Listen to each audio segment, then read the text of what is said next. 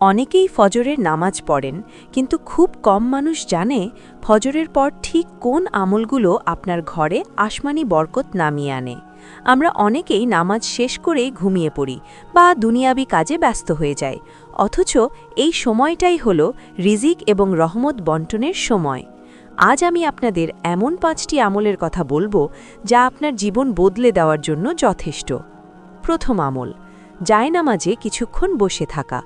ফজর নামাজের পর সাথে সাথে না উঠে কিছুক্ষণ জায়নামাজে বসে তসবিহ আর জিকির করুন। এই নীরবতা আপনার সারা দিনের কাজে এক অদ্ভুত শক্তি যোগাবে।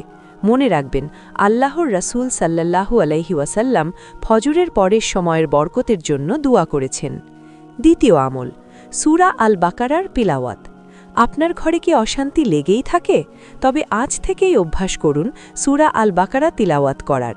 যে ঘরে এই সূরা পড়া হয়, শয়তান সেখান থেকে পালিয়ে যায়। মা বোনদের জন্য এটি ঘরকে শান্ত রাখার সবচেয়ে সহজ রুটিন।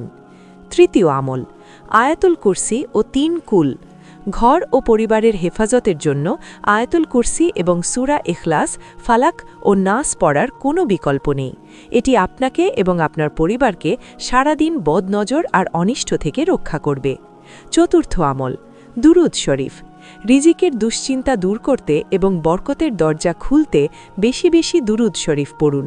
এটি আপনার মনের প্রশান্তি বহুগুণ বাড়িয়ে দেবে। পঞ্চম আমল, ক্লাইম্যাক্স। সকালের মাসনুন দোয়া।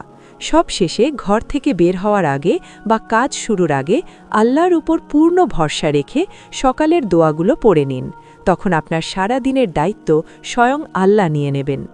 শেষ কথা, মনে রাখবেন, ফজরের পরের সময়টা দুনিয়ার কাজের জন্য না, বরং সারা দিনের বরকত কুড়িয়ে নেওয়ার জন্য।